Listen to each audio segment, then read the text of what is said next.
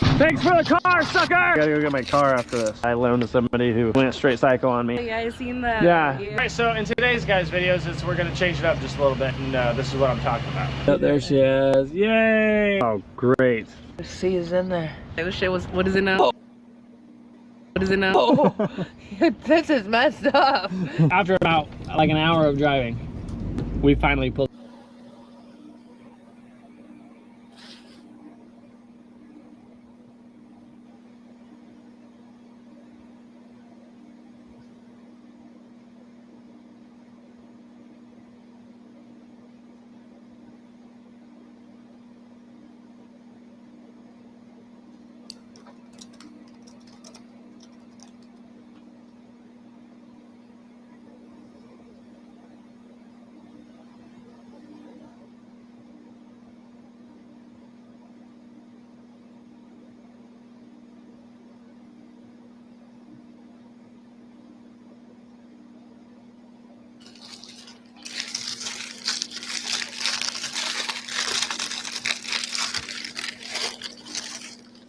I guess just something I want to vent about today, because it really frustrates me when people are shady mofos. They want to get one over on you, and usually I try to give people the benefit of the doubt when something goes the wrong way. And, you know, I think it's possible they might not have known, but then as things go on, you start to figure, nah, I do think this person is being pretty dang shady. So yesterday, I went on a little tiny adventure. I was looking for a Nintendo 64 game. I wanted it for a couple reasons. One was for just to add to my small collection of Nintendo 64 games. A game that I used to have a couple times in the past, and I just thought I had it still, but I didn't. And I wanted to add it to just have it and to be able to test it on some hardware that I've been testing lately, and that is Super Smash Bros. For the Nintendo 64. So I looked around. There's no retro game stores that are very close to me, but there's a few that are a little bit of a drive out that I was pretty sure would have the game, but it's just like, man, going out, driving quite a bit of a distance, paying tax and all that kind of stuff, paying a bunch of gas, being out for hours. I was just like, let me see if I can find somebody kind of local to me who may have a copy. So I looked on OfferUp. Nobody had one. You know, looked in the typical places, and I was like, you know, I don't usually look on Facebook, but let me check Facebook Marketplace, because I remember years ago I came up on a couple decent deals there. So I checked, and I found a couple places that had it. One was a store that was maybe 30-40 minutes away from me. And then just a normal person who had one listed, who seemed to be probably around 20-30 minutes away from me. And I was like, okay, let me hit both of them up, see if they still have it. The next day, both of them responded to me. And I went with the one that looked cleaner, which was the individual person who was about 20-30 minutes away from me. Said, hey, can we meet up? The guy was like, yeah, you know, I got the game still. $50. So I was like, all right, I'll give you $50 for it. Looks like a really clean copy. I'll be out there. I inspected the photo. He had one photo of it. The front of it looked legit. I was like, okay, I'll be there. I drove out there. He gave me his home address. So I went straight to his house. He comes out, hands me the game. I look at it, and immediately the back of it, I looked at the front, and then I just flipped it over. Because in Nintendo 64 games, every single retro game, there's immediate tells that they're fake. With Nintendo 64 games, for me, the immediate tell, without really closely inspecting, sometimes the labels on the front look decent, and a lot of times the plastic looks decent.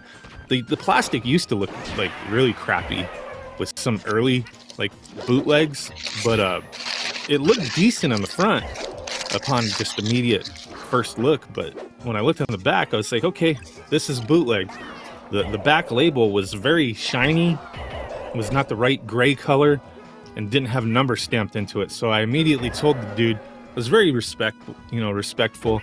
I didn't immediately blow up on the guy. Like I said, I try to give people the benefit of the doubt, and I told him, hey dude, this game is not legit. I can't buy it. for that reason. And if you want, I can explain to you why I know this game is a fake game. And it's like, yeah, what do you mean? What do you mean it's fake? Doesn't it just work the same as like, you know, it's a game, right? Like, yeah, it's a game, but it's not real. And I showed him, like, the back label. It's very shiny, it's glossy, doesn't have a number stamped into it. And then I showed him the front label. I said, if you really look at it, nothing is, like, very sharp. It's kind of, the lettering and everything's a little blurry. And that's when he starts going into, well, why would that matter? Isn't the game gonna play just the same as a normal game? And I said, yeah, it should. And I said, but for me, I'm not gonna pay $50 for a bootleg game. You could buy these on AliExpress for like 10 bucks. And my thing was, I was looking for a legit game. You presented this as it was a legit game. You didn't say it was fake. And he's like, oh, I didn't know. I'm like, okay, I mean, there's tons of these out there, so I wouldn't expect everybody who has one to know. And he's like, yeah, my brother gave it to me, but wouldn't it not matter? They just run the same anyway, right? You could just play it, right? It doesn't really matter, does it? I said, it does matter because for me, it's, you know, I want the authentic game. I don't want a cheap reproduction. That if I really wanted the cheap reproduction, I could buy one for like $10 to $15. Right? And I explained to him, I said, I'm not telling you this because I want you to sell me your bootleg for 10, 15, 20 bucks. I'm just letting you know the expectation was I wanted a legit copy. And he was like, okay, yeah, well, my brother gave me this game, so I didn't know. I was like, okay, fair enough. And I'm just thinking in my head, I'm like, I wasted all this damn time. Drove like 30 plus minutes over here because it did take like actually over 30 minutes and I'm like, now I gotta drive 30 minutes back. Now I'm gonna have to go to this other place. It's like another 30 plus minutes to find this game because like I was just like, I had to get this done, find this damn game. I'm like, I'm gonna spend all this time. I'm like, but I can't sit here and be mad at this guy, whatever. So I was like, all right, it's all good, dude, like no worries, whatever. And he was like, well, I don't like that, you know, you waste your time. I have another copy of the game. I'll be right back. He comes back with a legit copy of the game, and he hands it to me, and I'm like, wait, you have another copy? And he's like, yeah. He's like, my brother gave me these. And I'm like, but, like, how, like, okay. And I was like, well, let me take a closer look, right? The whole time I have the GameBit, you know, driver in my pocket. Cause I always bring these, especially when it's a game that's not like really cheap. You know, $50 is not crazy expensive, but at the same time, it's like I'm gonna really inspect these things if I don't know for sure. So it was like I told him, I said, well, you know, the first one you showed me was fake. Like this one looks legit, but do you mind if I just open it up, just a couple screws? Even though Nintendo 64 games kind of sucks because it's GameBit, right? To open the two screws, you pop it open, and then there's two screws on the inside, Phillips head screws, because there's like a metal cage around the board. But on the one side, you can see, like there's a hole. You can see the Nintendo logo, trademark, and year and whatnot, and you could see like you could see the details in the boards well enough through the holes that are in the cage that you don't necessarily have to take it all apart. Because I didn't have Phillips head screwdriver with me, because when I looked at this, I was like, this cartridge looks really clean. And I was like, okay, so he let me open it real quick, and I was like, okay, it's a legit game. I was like, okay, I'm just thinking, this guy was trying to rip me off, I think. I was like, but do I give him the 50 bucks? I was just like, I just want to be done with this. Okay, here's your 50 bucks, thank you. And I went home the whole time. I mean, I stopped, I grabbed something to eat real quick. But the whole time I'm driving home, I'm just thinking, I'm like, did this mofo, like, is he running a scam? I got home, and before I posted this, like, on X, Twitter, which I've rarely, like, you know, I post stuff to promote my videos and whatnot, but I was just so annoyed after I looked at this picture. I'll show you in a second. But I just posted this real quick. I've rarely had where people actually, like, you know, nobody ever interacts when I'm posting about my videos or stuff like that. But like something like this, bitching about an interaction that I had, it had like 12,000 likes, all these like 840,000 freaking views, freaking crazy. There's a lot of interactions here. I'll show you a couple of them, drive me nuts. But I went home and I looked at the picture from the listing because I remember when I looked at it initially, I looked at it very close and I was like, yeah, this is a legit game. So I compared it to the copy that I got from the guy. And I'm like, this is the same one. This is the one that he freaking posted the picture of. And I'm like, this asshole, because like you could see like these little marks down here, right? You could see how the label's slightly off center, or like it's, you know, it's not flush on the bottom. And that happens. That happens with like, you know, official games. Like I have tons of official like games over here. Like, I mean, a couple dozen N64 games. I'm not trying to accumulate all the games anymore. Like Nintendo 64, I just have the games that I want to play. Because I also have a flash cart. But yeah, sometimes the labels can be slightly crooked, right? So I'm comparing it. I mean, I did kind of clean those little scuffs on the bottom, but I compared it and I'm like, and you can kind of see like right here, there's like a little tiny scratch on the black under the S. I mean, it's the same. It's the same damn cartridge. This asshat posted a picture of a legit game, and then he freaking was trying to pawn off a $10 bootleg.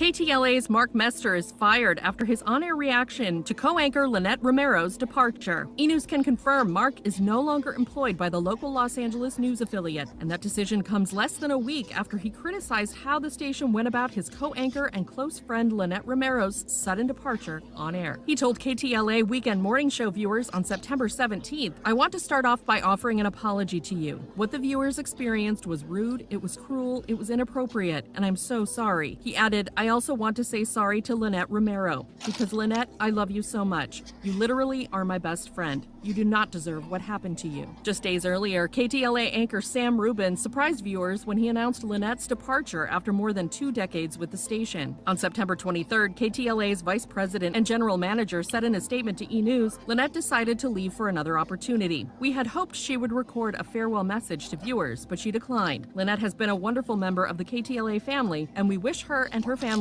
the best." In his on-air statement September 17th, Mark added, "All we can say to you, Lynette Romero, this morning is we love you and miss you. We are going to offer you dignity and grace, which is what this station should have done from the beginning. I'm going to miss you on this set each and every day." E! News has reached out to Mester and Romero for comment and has not heard back.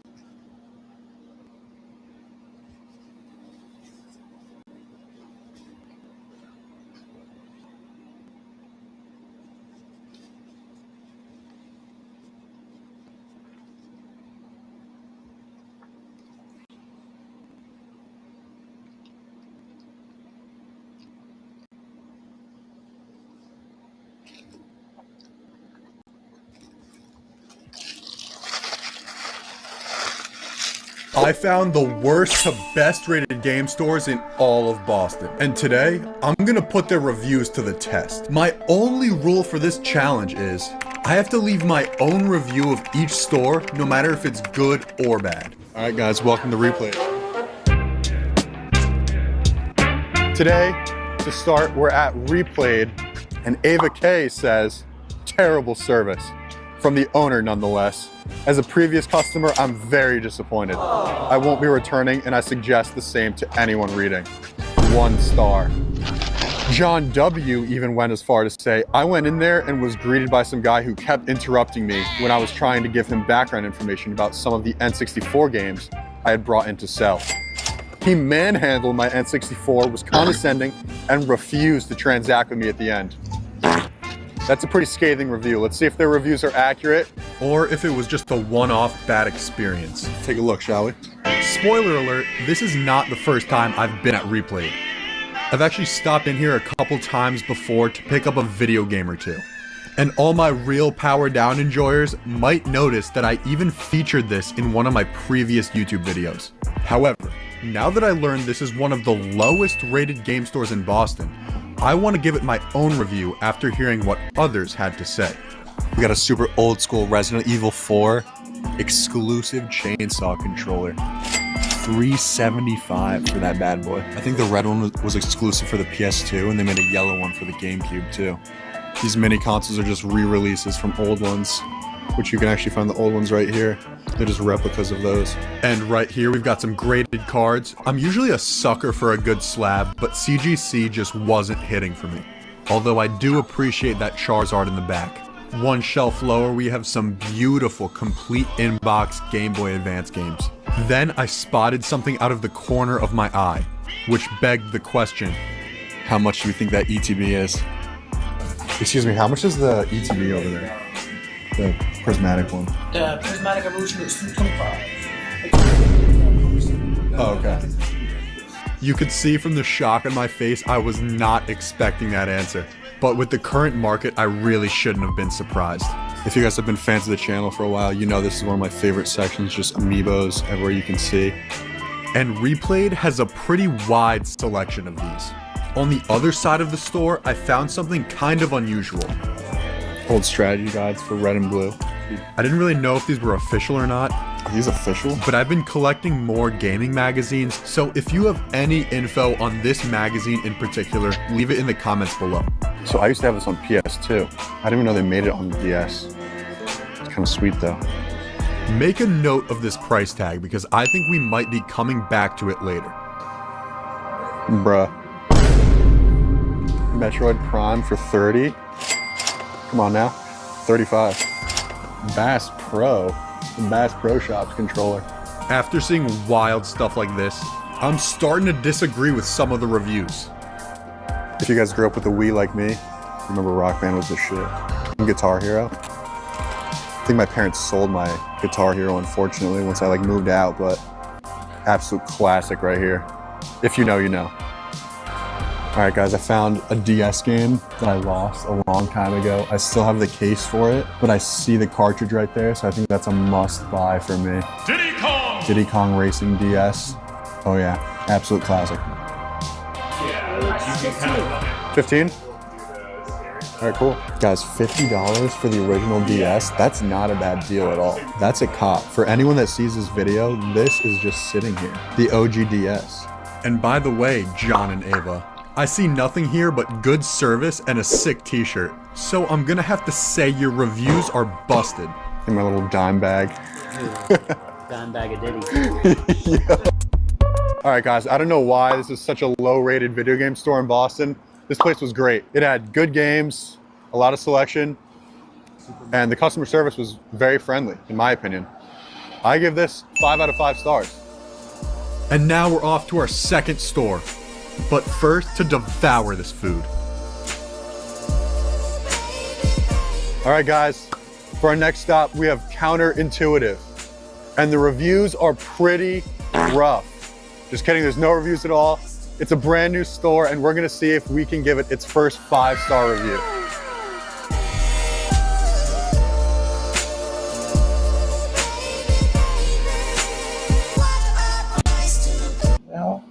Just kidding, there's no reviews at Intuitive. And the reviews are pretty rough. Just kidding, there's no reviews at all.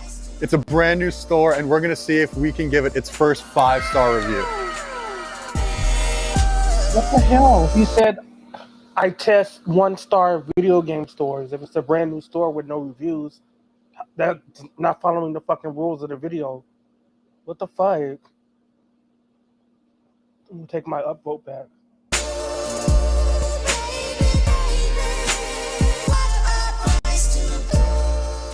You might be able to tell from looking behind me that Counterintuitive is primarily a vinyl record store. And they kind of just sell video games on the side. But It's not even a video game store, it's a record store. What the fuck? will say they have a pretty impressive selection for being such a small store tucked into the corner of Boston. Yeah, and then Farm Hill 3, this one just came in the other day as well. These prices aren't bad either, I feel like.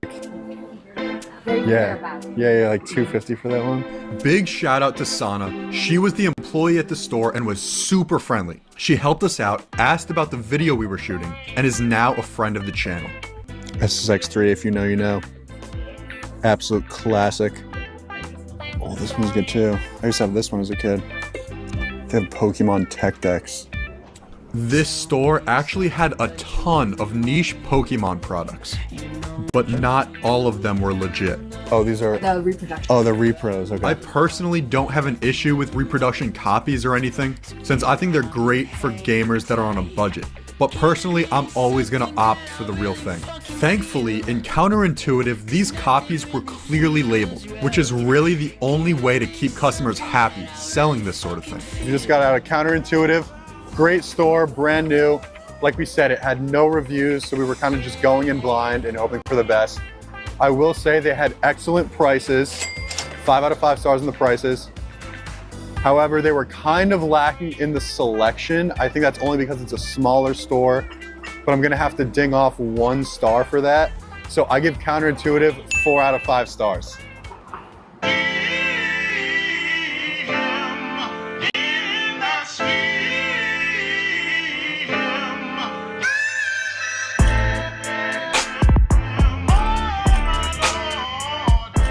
All right, last but not least on our list, we have Game Underground. This is one of the best rated video game shops in Boston. Not only is it a video game store, but it's also an arcade. So we're in for a lot of fun tonight. Let's see what some of the reviewers said about this place. We have Zach O with 5 stars. A lot of fun tonight. Let's see what some... What the fuck? Clickbait.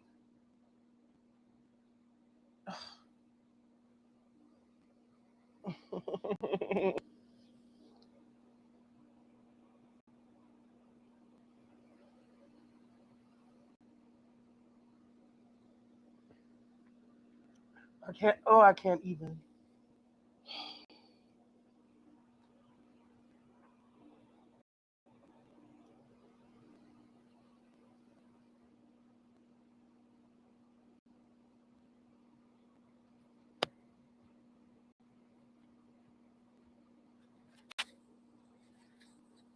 I used to go to Replay back in 2021.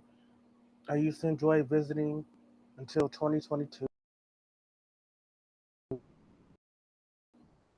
Got by some employee, when in reality I never did that. I was frustrated. Okay, that's fair.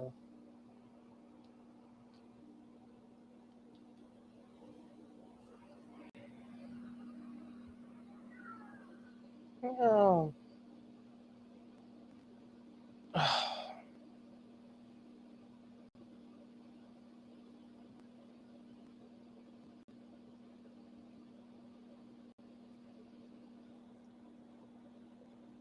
Okay, I don't like this clickbait video. I don't know what clickbait is.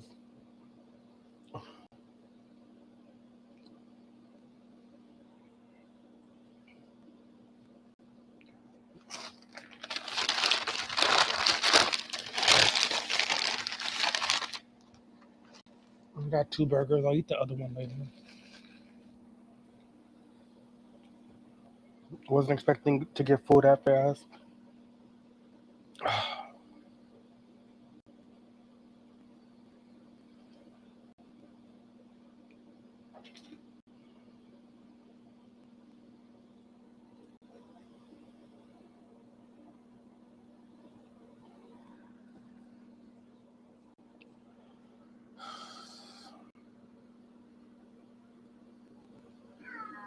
No. But tonight, a community mourns the loss of a 40-year-old teacher and coach. Thanks so much for sticking with us for Fox 5 News at 11. I'm Eric Perry. Jason Hughes died Friday night after the Hall County Sheriff's Office says he was hit by a car. Now teens face charges related to his death. Fox 5's Terry Jabor has the story. Ow. Jason Hughes was a math teacher and a golf coach here at North Hall High School. People have been leaving behind flowers to remember him and also to honor his legacy. Bouquets of flowers piling up to remember 40-year-old Jason Hughes, a husband, father, teacher, coach, and mentor for students here in Hall County. Bouquets. Father, teacher, coach, and mentor for students here in Hall County. Olivia Williams, a sophomore at North Hall High School, stopped by on Saturday night to show her support. Whenever somebody would need help or something, he would always make great conversation. He always had the best smile on his face, and he just seemed like such a friendly guy. According to the Hall County Sheriff's Office, a group of 5 teens, including 18-year-old Jaden Ryan Wallace, went to the house to toilet paper a home, a common prank. Deputies say when the 40-year-old man Jason Hughes came out of the house, the teens ran into 2 different cars to get away.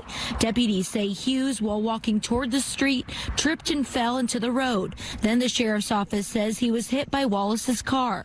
The Sheriff's Office says all the teens tried to help, but Hughes was taken to the hospital and died. His death sending shock through the North Hall High School community. This can't be real. Like this, there's no way this happened. I just saw him this week, and I mean, I went to take a test and I borrowed a Chromebook from his room. There's no way this is happening. Hughes' wife is Olivia's geometry teacher. She's the sweetest lady ever, and they had just such a good connection, and you could just see it. Hall County Schools released a statement saying in part, quote, "Our hearts are broken. Jason Hughes was a loving husband, a devoted father, a passionate teacher, mentor, and coach who was loved and respected by students and colleagues." 18-year-old Jaden Ryan Wallace is facing a charge of vehicular homicide. The other teens facing misdemeanor charges. Williams says the junior-senior pranks are for fun, but this time she says it got out of hand. It's just supposed to be something fun, but sometimes I feel like it can get out of proportion and it can get a little too wild. Life is so precious, so you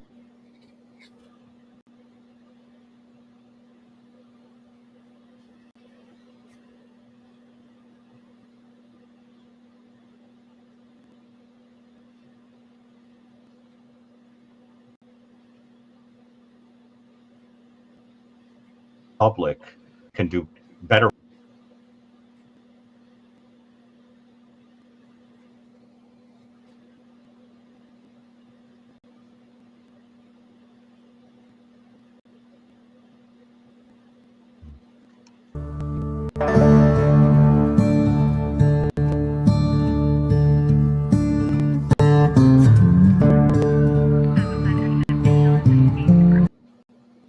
Guy.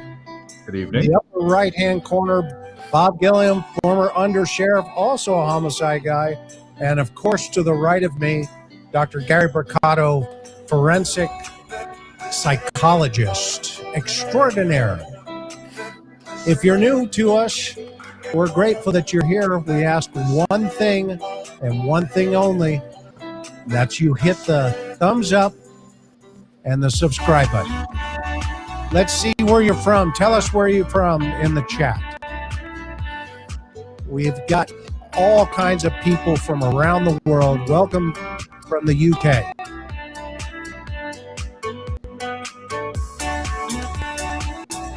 I love this little opener twist here.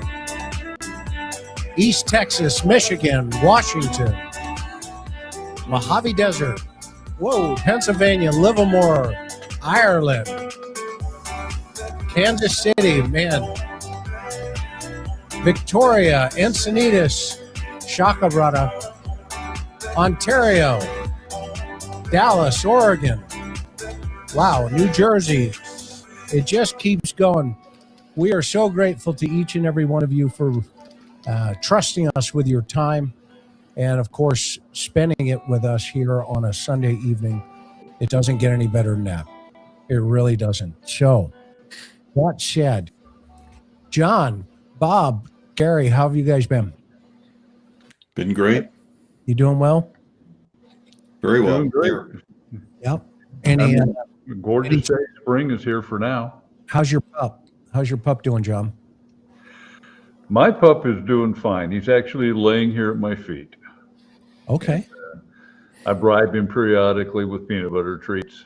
So it's not that he lays next to me because of affection. It's that I bribe him frequently.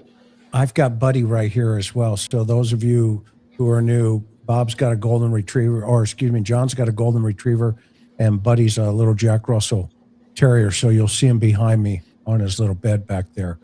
Bob, how's the fly rods going? Hey, they're getting warmed up for sure. Awesome. It was 65 degrees here today in Boise, and definitely doesn't feel like March. Oh man, is that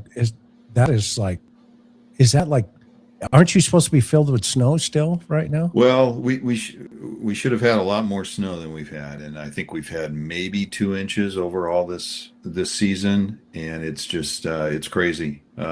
Fortunately, the mountains are early on in the season got quite a bit of snow, so we should be okay. But so the river should kick up. Hopefully, yeah. Awesome. And Gary, how's everything going in Manhattan? Any more serial killers leaving pizza boxes near your office? Well, it was unseasonably warm. And to be honest, I think there's a kind of tension in the air because we in New York, I think, are very worried about the possibility of terrorism because of what's going on in the Middle East. And I don't think it's a crazy thing to be concerned about it. So there's just a little sort of unspoken tension in the air of people being a little extra nervous. Do you guys think that's unfounded? No, it's totally understandable. Yeah, considering they threw a couple of a handmade grenade. New York isn't the only fucking large city in the country. Dunderhead. No, I don't think that's an unreasonable. Mm-hmm. Well, yeah. So there is a little of that, but putting that over here, it's a beautiful day. It feels like spring is in the air. I could do without losing the hour of sleep. But other than that, this case, Chris, it just every time you turn the news on, there's some new out of left field thing. Your head's going around like Linda Blair and The Exorcist. It doesn't, because like I woke up today and there were like all these new a utility box that they found toyed with, the question of the jammer, it's like every minute, so I'm sure we have a lot to dissect. We do. And I'm glad you brought that up. And it's also a special day for women. What is today? That's true. It's International Women's Day, I think. Says 4 guys on a panel. Karen is in the back laughing, but congratulations to all of our moms and females out there. We are so grateful to each and every one of you, and without moms, none of us would be here. So for that, I'm grateful. I had a great mom. Well, Chris, is your audience mostly female? Yes, actually, almost the demographics for the interview room are almost 90%. Wow. Yes, I think it's because women have been disproportionately affected by crime. Yeah. So they wind up, a lot of them have a strong incentive even to understand how to avoid getting caught up in it. Well, they're smarter than us, too. I mean, let's face it, right? Well, there's that, yeah. I mean, I think if a guy doesn't admit the fact that, number one, women have a natural instinct when it comes to just even picking just going, that guy's not right. I mean, I can't tell you how many times, and I know Joyce had the same feeling, John. I mean, John's wife was an amazing human being, and she managed a lot of different things. And, as an investigative, analyst. And long story short, but she would come to us and just drop things on the desk and say, here's your guy. And you'd be like, what? Wait a minute, where'd you get all this? And she goes, trust me, just chase it. Yeah, sometimes she had sources she couldn't reveal, but she could get into computer systems, and she had an incredible ability to link. And in the old days, for anybody who's seen the old television show Numbers, the crime analysis, the link analysis is what she did, and she could put stuff together and walk in and go, and she could actually give you a trail of, this is your guy because this is his girlfriend, and his girlfriend lists this person as loaning the car. And it was like going through a labyrinth, but she was, I mean, always correct. And in fact, she was the first one, if you'll remember the Margaret Yosa case. Yosa case, yeah. And which is interesting. It's a lot like this case too. It is. The details on that were, if you want me to give the 30 seconds. Yeah, go ahead. Run it down, Joe. Margaret Yosa was in her, I want to say, late 60s. And she lived in Oceanside, and she went to a Ralph's supermarket, which is nationally part of the Kroger chain. And she went to the market and apparently was abducted from there. Yep. Well, the report, the officers took a missing persons report when the family said that she did not show up. And that morning, Joyce got the reports first and instantly pegged on this report and came to me and said, there's something wrong here, because she on her own called the family and said, has she come back? Well, no, she hasn't. And we immediately deployed the detectives down to the area. We found her car. Sadly, she wasn't found for, I want to say it was almost a year.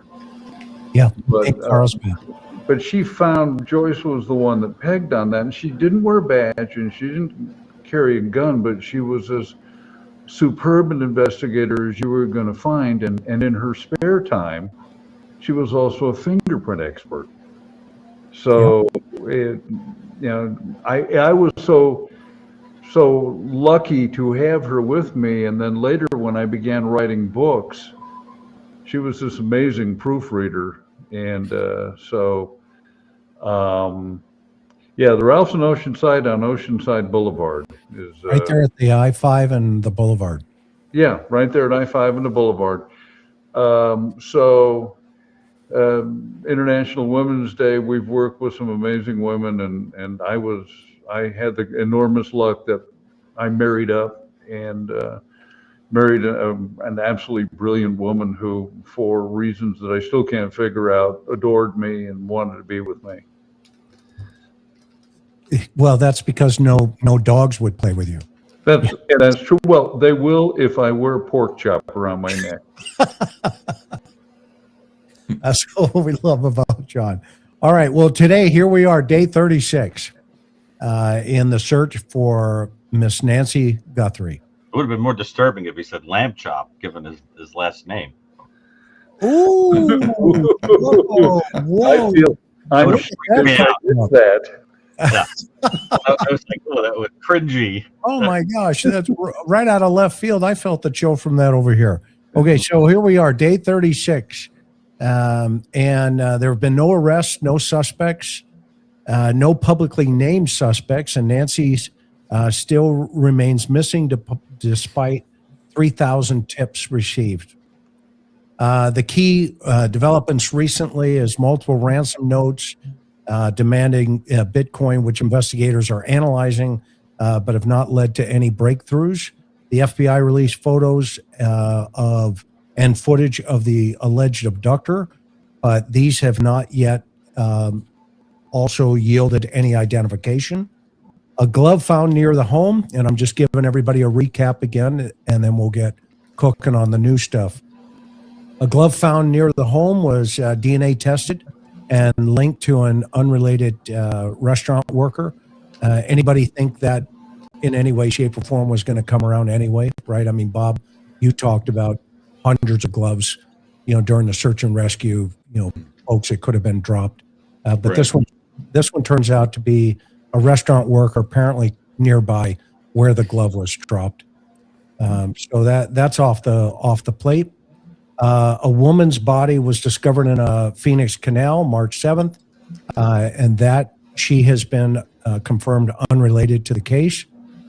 Recent investigations have focused and shift to the potential use of a Wi-Fi, as Gary mentioned, or signal jammer by a possible suspect. There's been a lot of thought in relationship to, is there something in his clothing, in his pockets, etc., which may have been disrupting the neighborhood internet and security cameras during the abduction, and we're going to get into that.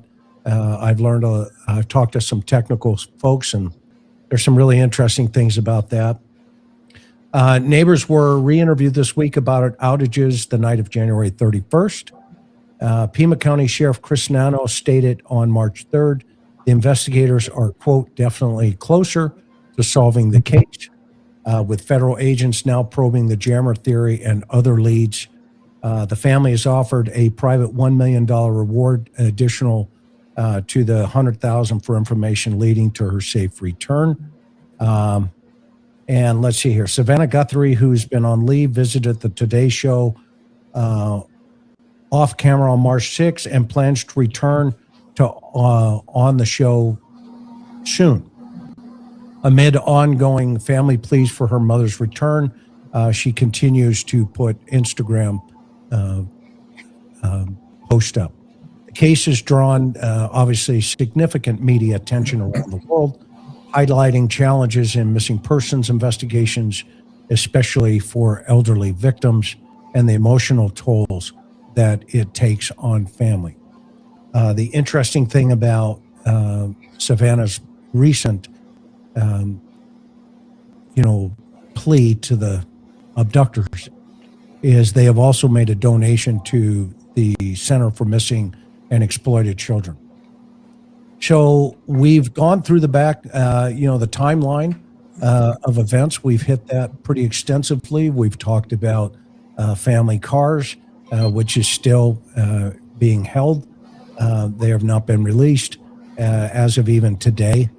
And what makes this case stand out is apparently this abduction was, so rare that even Dr. Baccato didn't have statistics on it, with over 119 years worth of data. So this is going to really be an interesting thing. So the investigative developments, or let me ask you this, what role have the ransom notes and Bitcoins played so far in your opinions, and how do they compare to the certain similar elements in other high-profile investigations? Do you guys, either one of you, have an opinion in relationship to whether this Bitcoin thing is even in play? And I'll throw that up to Bob first, and we'll start there. Yeah, I don't think the Bitcoin is in play. It's been hokey from the very get-go, in my opinion, and it seems to me that the Bitcoin and the demand notes being sent to the news media and to TMZ, they were just people trying to scam the money from this case. So I don't think they're in play at all. What say you, John? I gotta agree with Bob. I mean, there's a slight chance that it was a deliberate red herring introduced into it. I tend to think that's a diminishing possibility. I think it's outside opportunists, or either hoping to turn a buck, or just because there are miserable, evil people in the world that like to play games and really sort of double down on the tragedy. Gary? Well, but I think it's important for us not to forget how puzzling the communications were between the guy in Hawthorne and family members, that I have still not been satisfied about why it appears that there was some that the communication that's in the affidavit is suggestive of prior communication. It references some financial arrangement that isn't referenced anywhere else in the messages. Now, that is not meant to cast aspersions. It's just one of those things that you sort of dog ear and you go like, that doesn't make sense. And I think we've all agreed that that guy, I think Derek, is that his name, Derek Kalela or something? Yeah. That just doesn't make sense. And I am not thrilled about not being able to put that to rest. It's weird to me. The other thing is with regard to comparing to other cases, I have found that the cases that are out there, they mostly have to do with group enterprise things like mafia, kidnaps, things like that, cartels and all that. But I don't think that that's what went on here. What it looks like is that it is true. I think we all agree there is some group of people, not just one solo person. It does appear that way with different psychologies and intelligence levels and all that. But what it looks like is that whoever is, as I've called the waiter, whoever's doing the service of the idea, there does seem to be some mimicking of things that come from, cartels or mafiosi or things like that, with this attempt at abduction. Wouldn't you say it looks almost like somebody watched too many TV shows where there was that kind of abduction and tried to learn about how criminals operate? Don't you guys think? What do you guys think about that? That there's some mimicking? John? Yeah, I agree. There's a component to this that strikes me as almost theatric, and having dealt with the criminals that we mostly dealt with, we seldom saw crimes of this variety. This sort of, I won't call it staging, but there's an artificial component to it. So. I agree with you, Gary. And it looks a little over the top. Yes, and I think it's almost as if the people involved in this imagine themselves to be a brain trust, and that they have tried to come up with various ways to confound the police. And I mean, in fairness to them, they have gotten away with it thus far. Right. Yeah. So. The next piece here that I want to talk about, or just ask a question here, there have been over 3,000 tips, but no arrest. Let's give our audience an understanding of what exactly that means, and what are the obstacles about filtering out and pursuing leads. I mean, John, you ran a team, so how do we explain that to the public? I think by virtue of the example of the Leticia Hernandez case, which attracted national attention, and we were getting enormous, and you know this, Chris, the enormous numbers of tips, and every one of them needs to be tracked down, because you don't know in advance. Even if something sounds ludicrous, you still need to track it down. So we were, tracking down reports of sightings in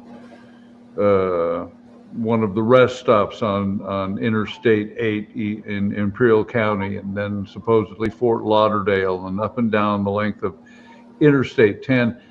And these tips are being phoned in by well-meaning people who are trying to help. And so you end up with a massive amount of chaff. You're actually, the line is looking for needle in a haystack. You're actually looking for a needle in a haystack of needles, because they all need to be checked out. Unfortunately, many of them are just well-meaning people offering information that proves to be incorrect. Yeah, and Bob, do you want to dovetail into that, if in any way? Yeah, I agree. Most of the tips you receive are from well-meaning people. Occasionally, you get people that want to inject themselves into the case, so they come up with some bizarre theory that they want you to follow up on. But though that's not the norm. One of the things, just for the audience, one of the ways that that we use to vet tips, and I'll bring up the Chris, you remember the Julia Hernandez case that we did an episode of your show on, the cold case from Carlsbad, California. Yep. And in that case, it went cold. It was a 1987 murder of a young Hispanic maid that worked for a relatively affluent couple in the La Costa area of Carlsbad. She had gotten off of a city bus at about 8 o'clock at night and was walking the short distance. It was about a quarter of a mile to her home. She lived with the affluent couple in a ADU, and she was abducted, dragged off the street into some bushes, and she was SA'd, she was strangled, she was robbed, and she was discovered the next morning. This occurred on a Friday night, and she was discovered on Saturday morning by a jogger. That was my case, and I worked it diligently for a couple of weeks initially, along with other detectives, of course, and we got a lot of tips on it. We actually did a Crime Stoppers reenactment of it, where they filmed, if you remember back in the day, San Diego PD had their film crew, and Linda Zweig, if you remember her, she ran that for San Diego Police Department, and Linda came up and with her team, and they did a very good reenactment, and that aired on San Diego TV for weeks, and we got a lot of tips, as you could imagine, but nothing really panned out. And one of the ways that we handled the tips at Carlsbad, and we had a relatively small detective squad, but we would all of us that were working the case, we would take the tips and in a written format, and we would go into the conference room over coffee, and we would just sit and go through all of the tips and decide which ones we thought were viable to follow up on and which ones we didn't. So that's how we did it. So that's a great segue into my next thought here. You know, today's world is, you know, a lot of lab work, a lot of, you know, digital footprints, et cetera. But, you know, what about now that the DNA doesn't come back and it turns out to be unrelated to anything? And now, how often do those types of leads that you just talked about, Bob, you know, occur in missing persons cases? And what strategies are utilized going through those leads so that you don't get into this rabbit hole tunnel vision aspect of things? And do you understand where I'm going with that question? yeah, I think so. You know, you just have to use your good judgment and your wisdom and experience to vet these leads. You know, I'll quote, well, I'll say this: you just have to use your good judgment. And as I said, it wasn't just my judgment in vetting the leads. My whole team, we sat and walked through all of the tips that we got, and we decided who was going to follow up on what. And before I forget, I might add that in that Julia Hernandez case, just for the audience, Carlsbad PD actually made an arrest on the case. The murder occurred in 1987, and they made an arrest in 2021 on the case based on a DNA match. And I went back down to Carlsbad and testified for 2 days. Yep. The current detectives that got the case did an amazing job, because as we all know, just because you get a DNA hit doesn't mean you can go out and arrest that person. So they had quite a bit of follow-up to do, and turns out it was a career criminal who had been employed locally there and committed this crime. He had been arrested in 2021 by San Diego sheriffs in Poway, California, and when he was booked on a gun and drug charge, they did a DNA swab on him, and that's what made the connection to our case. So it was a good case and very, very satisfying for me. That was 36 years after the murder that we convicted him. So, Wow. very good case. Yeah. Well, I always think it's interesting to look at historical cases to learn from them.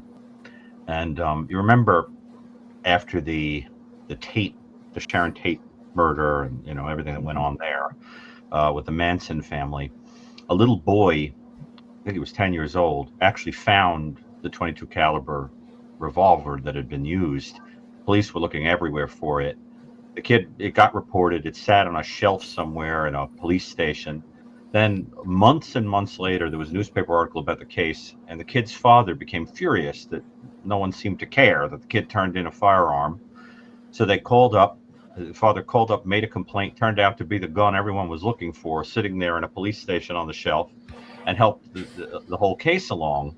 It was actually broken into pieces because part of the gun had been used to beat one of the victims, and the other piece was the one that had been used to kill in that house. And I think it's just a great example of how sometimes the public can do better work than the law enforcement. This kid just picked this gun up, and the law enforcement didn't think it meant anything. And, helping nail these people. So, I always loved that story. This little 10-year-old. And Gary, this is something when I ran the evidence room at this where I live now in Virginia. Yeah.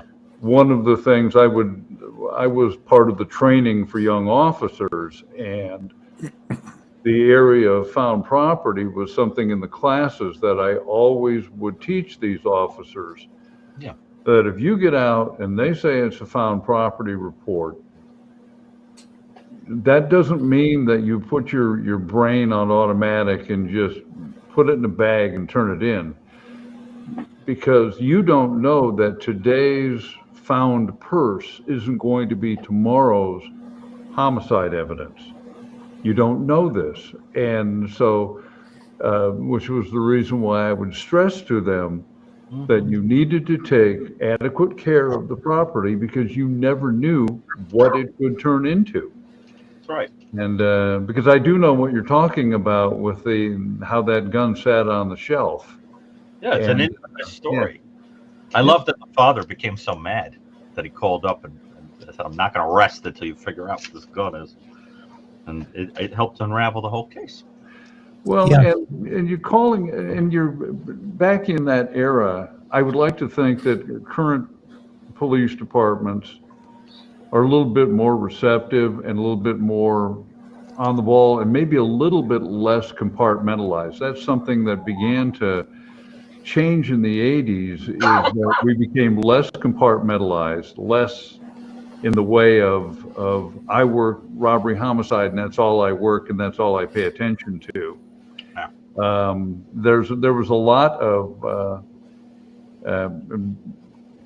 just where people toss information out to a big room, and somebody say, "Hey, I'm looking for this, this guy," and somebody go, "Well, I'm working him on a case too."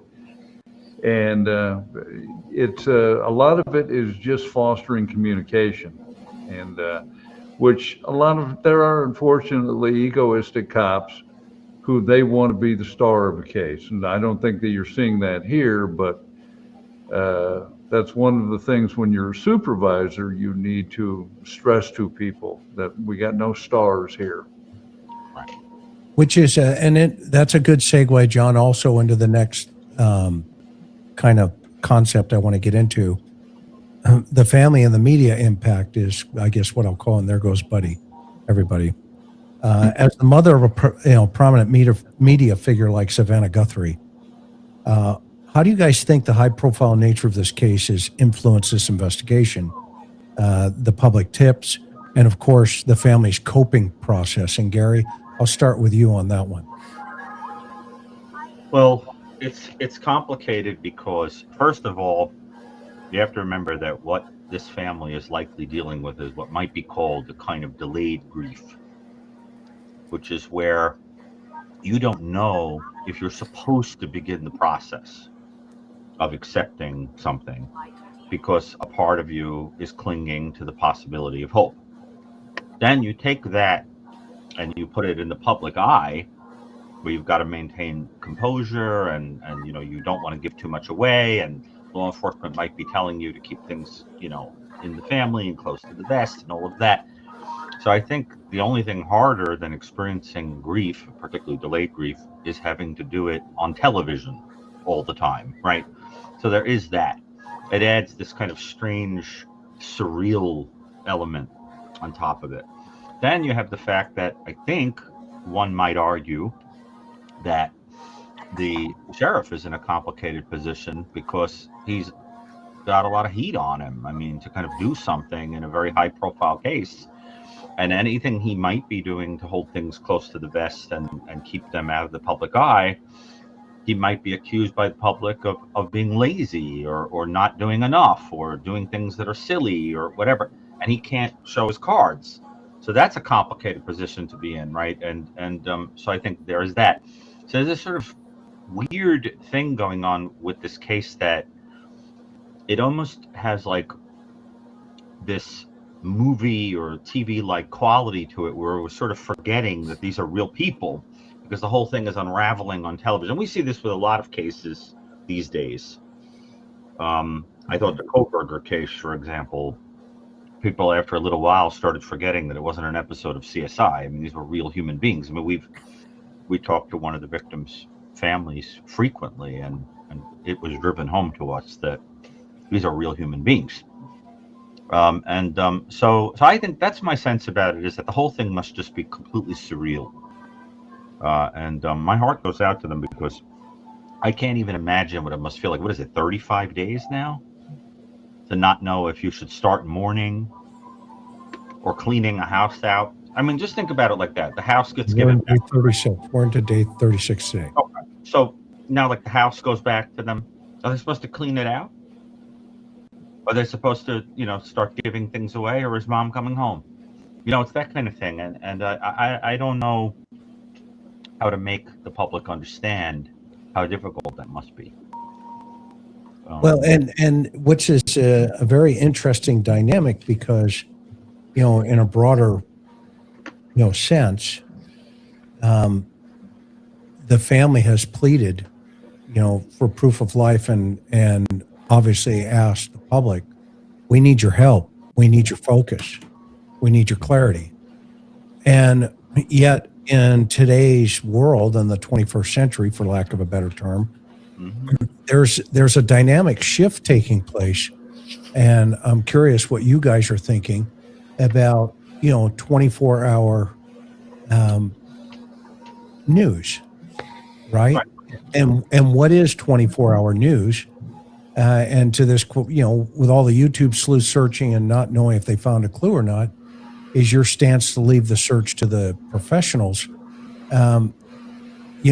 Let's talk about when we have private groups like the Cajun Navy, for an example, come in. Bob and John, what do you guys think about private organizations coming in and saying, hey, can we help? Well, I think as it relates to this case, the United Cajun Navy is very able. I did a little bit of research on them, and they are comprised, they are very heavy former and retired military, former and retired law enforcement, former and retired firefighters, etc. So I think they're very capable. However, in my opinion, I think the Pima County Search and Rescue Team is very capable also. And they have extraordinary resources. They perform a lot of search and rescues every year throughout the southwest or southern Arizona. And when I say resources, I'm talking about, we've all seen the sheriff's helicopter. That is not used for patrol work. They rely on Tucson PD when they need a patrol helicopter. So that helicopter that belongs to Pima County is predominantly used for search and rescue work. You can see the hoist on the outside of it in some of the photographs. And of course, that's used in search and rescue missions. They also have an NGO team called Southwest Rescue Dogs, and they have not only search dogs, but they have cadaver dogs attached to that group, and they make themselves available to Pima County quite often, based on what I read in the research that I did. So, and then they have another group actually called the Southern Arizona Rescue Association, and they do a lot of training and provide equipment, etc., to Pima County Search and Rescue. They also provide some searchers to assist Pima County. So they've got a myriad of resources. I think we've all wondered why they haven't done a more extensive search from Nancy's home and worked outward from there and expanded, into some of the remote areas of the county. It's possible they've done that and none of the media has seen it or gotten onto it, and so we don't know about it. But it doesn't appear as though they have done that, and that's a little perplexing to me. They have the resources, and I think they should use them. So going back to your original question, Chris, I don't think there's any harm in allowing the United Cajun Navy to come in with their resources and their very able group of people to assist them in the search. So I don't think liability is an issue. Generally, when you have groups, NGOs come in and assist law enforcement, you have a memorandum of understanding that is written so that everybody knows what the boundaries are, and you can operate very easily under those conditions. And so it's a mystery to me why Sheriff Nanos has not accepted that offer. John, any thoughts? There's not much I can add to what Bob said there. I just, the only thing I would say is, it's been 36 days. What do they have to lose? I can understand a concern on their part that evidence might be compromised, but if this organization is composed of former cops, firefighters, and military people, it would occur to me that the chances of that are reduced, and I'll just go right back and say it again. What do they have to lose? They need to find this woman. Yeah.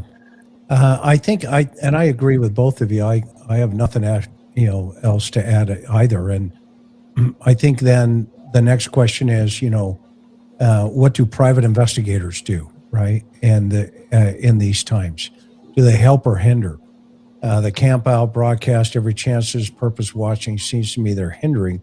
Doug Allen says, and PIs at this point, I would submit that the investigation is still moving at 150 miles an hour. And there are some great private investigators that can be extremely helpful, and it's important to listen to them while the case is flowing. But then there are others that are just advertising for their businesses. We're going to conduct a search out here and look for this item or that item, and they put it up on Facebook or wherever it's going to go, and the public goes, yay, okay, but you never hear anything that came out of it, okay? And it's like, okay, well, what's going on here? I mean, I'm a director at the Cold Case Foundation. We have 167 experts from around the world. And we're not putting stuff up on Facebook of what we're doing. And those of you who follow the Cold Case Foundation, I'm just one guy of 167 guys, right? And nobody knew we were involved in the Michael Vaughn case until all of a sudden we were just all over, the news. And I texted the detective the other day. I said, note to self, remind me to sit behind you next time. And she started laughing, Anita, you know who I'm talking about. And she started cracking up. And the D. Warner case is another example. That's out to jury, so I'm not going to talk about it. But we were involved in that case too. Okay. Nobody knew that. until it either went to trial and or, it went to prelim. And these are the kind of things, that's the difference. That's the difference. We're not advertising to say, come look at us, like Bob and John and Gary were talking about. We're trying to help the investigators move into a position where they're the tip of the spear. And they are making the decisions, and we are a sounding board of individuals that have done it. And so that's the difference between PIs and in cases like this. There is no way right now I would get involved in any way, shape, or form in this investigation unless the sheriff or the FBI said, "Hey, we're out of resources. Can we bounce stuff off you guys?" Okay? And that's it. That's how it works. So that being said, what are the broader implications here? I want to get this, Gary, from your position here. This case spotlights the trauma of unsolved missing persons right now and investigations. I mean, this is like textbook, problematic. And so based on our experiences here, what long-term effects do you think it will have on the families, and what support systems will be necessary, and how can we help support them most effectively, in your opinion? Well, first of all, part of the reason I'm so proud to be a member, of the Cold Case Foundation, to be on the expert panel, is precisely because of its authentic commitment to victims and the understanding that the leadership has, and really, to be honest, every member has, that victimization is not as simple as the person who is abducted or the person who is killed, but that there is a ripple effect, and that victimization can involve the entire family, immediate and beyond, sometimes even an entire community. Will have that sense of not having closure or living in terror and all of that. So the thing is, you're really asking is a very broad question of, what is the nature of victimization, and what is the role of closure for giving people peace? And as somebody who has worked a lot with victims of crime, I mean, I have to tell you, it is to have a case solved, even if it is decades later, can give closure to people. We were chatting, for example, privately about a case that got solved where they got a guy from Honduras who had fled after killing a little girl in Philadelphia. Remember, we were texting about that? And the community's response was, now we can rest. It had been like 25 years. Now we can rest because we thought there must be a pervert out there. Right. So it's like, there's very, very long-reaching, wide-reaching effects. But I think that when a case isn't solved, what you can see is a kind of multi-generational trauma. You can have a story where the family says, look, we feel like nobody cares about us. We have to go out and take matters into our own hands. You see that a lot in cases that involve people who are a little more unseen, populations that are a little more unseen in our media. For example, among Native American people, there's that lack of closure and people saying, I've got to go out and kind of do this myself. In the book we're doing, Chris, there's a chapter that Greg Cooper and Victor Petrecka and Catherine Ramslin wrote about the Heavy Runner case, where this missing woman's own sister basically had to lead the process of going looking for her, because you couldn't get anybody to do anything about it. So, I think it's what I would say about it is that the effects can be many, many years. They can be multi-generational. They can affect an entire community. And I also think there is a lopsidedness with regard to resources. One of the things that's been complicated about this case is that because it happens to involve a high-profile figure, it's eating up a lot of attention in the media, which is a wonderful thing. But there are many, many heinous cases that are just off the radar. And if this amount of attention, going all the way up to the upper echelons of government, could be placed on all of them, a lot of them would get solved. So I think I worry about that. It's one of the things, again, that I love about the foundation is that a family could come to us and say, I know this case is 35 years old, but I feel everyone's given up on us, and I want to petition the group to take a look. And Chris, we get cases that are decades old. Yeah. So, but I don't know if you guys want to add anything to that. But John, anything you want to add to? Nailed it. Yeah. That's just, I've seen it, but it never ends. I don't think mourning really ever ends for these people, especially if what happens to the person is heinous. It's rough. Yeah, and it's just hanging out there right now. There's no closure, and so folks are hanging on hope. Everybody, the community is, and that hope, does it turn into anger, Gary? I mean, we see folks hanging out in front of the house on the street, which, by the way, I personally am not against any YouTuber personally that wants to hang out and film and do, chase information or whatever. I'm a firm believer that crime gets solved by citizens and investigators, unless it's at the crime scene. We need the investigators need that information. Look at every cold case right now that's going on in this country. It's not the cops solving them. It's all of a sudden you'll get a phone call, you'll get a DNA hit, you'll get something that says, hey, here's your direction of travel here. This is where the evidence is taking you. And it's the investigator that chases it down. Well, remember, it was a citizen driving around the back roads near the Tetons that spotted, Gabby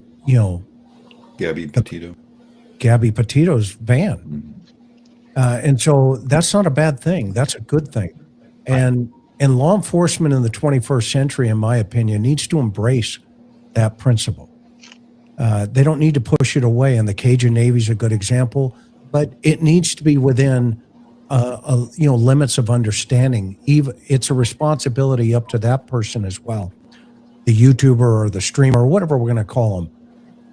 They have to have a sense of respectability and relationship to don't go over that line. Right. Okay.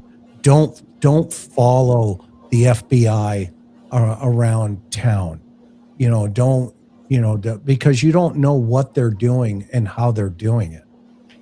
They may need that stealth, concept because they may be onto something. And, it's interesting because the professionals do it too. I don't care what anybody says. I've been around this game a long time, as everybody on this panel. If a reporter had a tip, the last thing you wanted to see was them camped outside when you showed up with that tip. Just ask Donald Trump at Mar-a-Lago and CNN. Okay, CNN was there before the caravan, and when they showed up, it was like, okay, well, it's the same principle. They condemn, yet they do, and you can't have it that way in this world today, in the 21st century. There's a transition taking place, and it's social media. Look what's happening overseas. Social media is getting out and showing the world what's happening. Look what's happening in New York just a couple of days ago, which you talked about, Gary. There are hundreds of videos online right now of these guys throwing these bombs. Okay. And so it's a whole different world out there. And we have to accept it in law enforcement. It has to be accepted because citizens are doing good things as well. Are they doing, sometimes different things? Yeah. But at the other side of the coin, they're also doing good things. And which leads us to, a future outlook. What does it look like when you have a sheriff who comes up and says to the mainstream media, one station, well, it looks like we're definitely getting closer. Well, when you announce that to one news organization, what do you expect social media to do? Okay. Well, they're going to go out and look for that definitely closer. What does that mean in today's world?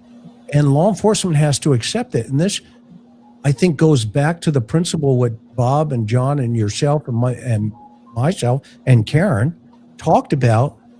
He needs to just pull this into, again, that podium. Even at this juncture, it's never too late, and start having briefings with everybody in the room. Because the more he keeps doing this, which he said, and I'll quote him, says, given the sheriff's statement, the investigators are definitely closer to a resolution. What the heck does that mean? You know, and you know, what potential next steps or breakthroughs might the world be expecting in the next couple of weeks? That's going to be the logical question. And rather than just give it to one person, even Brian Enton was frustrated the other day. In one of his videos, he's walking down the street talking to the camera saying, yeah, he's only talking to NBC. I've tried to get into him a couple of times. And they're doggone News Nation. Okay. And that's that frustration, even from the mainstream media, is no different than the mainstream media's frustration with YouTubers and streamers. It's equal in its presentation. And that's a dangerous path to be on, you know, going forward. I mean, what say you guys? Well, Chris, I just want to answer the question you asked me a minute ago about anger. Mm-hmm. Because you asked, and then something else came up. But the thing is, you have to remember that anger is a very classic and common stage of grief, right? We all, you know, when we've had a loss, we tend to go through these particular phases. I certainly have experienced grief. I know, Chris, you've been touched by grief, and John, and I'm not sure if you have, Bob, but I can't imagine you haven't at some point in life experienced a loss. Of course. No, you're going to go through depression and bargaining and anger and denial and acceptance and everything else in some order. But the thing is, what makes these things more complicated is that sometimes, in meaning well, the general public can also become invasive, and that can add to the fury. So like you can have, for example, a funeral services after a victim's remains have been found in a horrifying case, and the public is sticking cameras in your face or accusing a family member, you know, at the service. I mean, and you get people who just want content for social media and things like that, which could be really horrifying. And having worked with victims and talked to people who have been associated with some of the most high-profile cases, and I get the other side of things sometimes. I mean, just as a simple example, and I won't say what case this is because I always promised that I never would.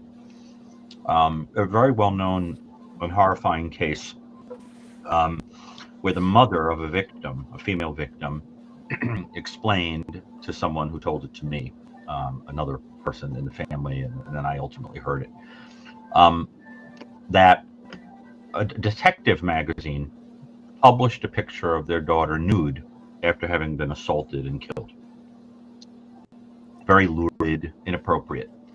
And the mother got in her car and drove up and down the length of a very large state in the United States and purchased every single copy of the magazine she could get her hands on, filling the room to the rafters at home where she was storing them, because the logic was that every issue that didn't get sold, one less person was going to see her daughter.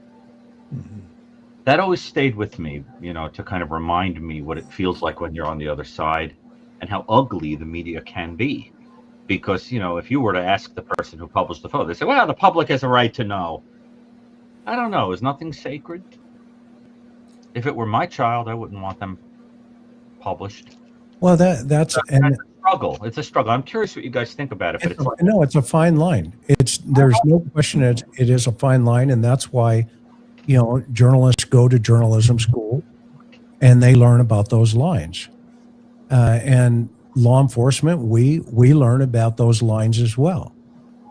And, you know, there's things you can do and things you can't do, things you can say and things you shouldn't say. But in today's world, we've blurred those lines. whatever that means, right?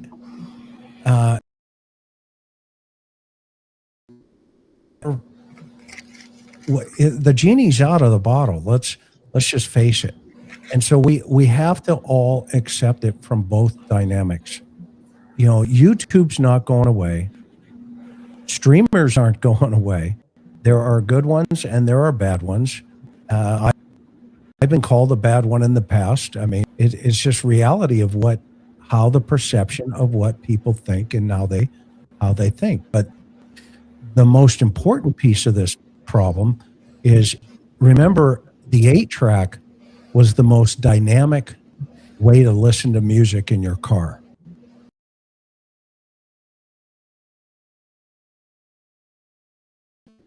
The music industry went, okay, and the industry went, oh my gosh.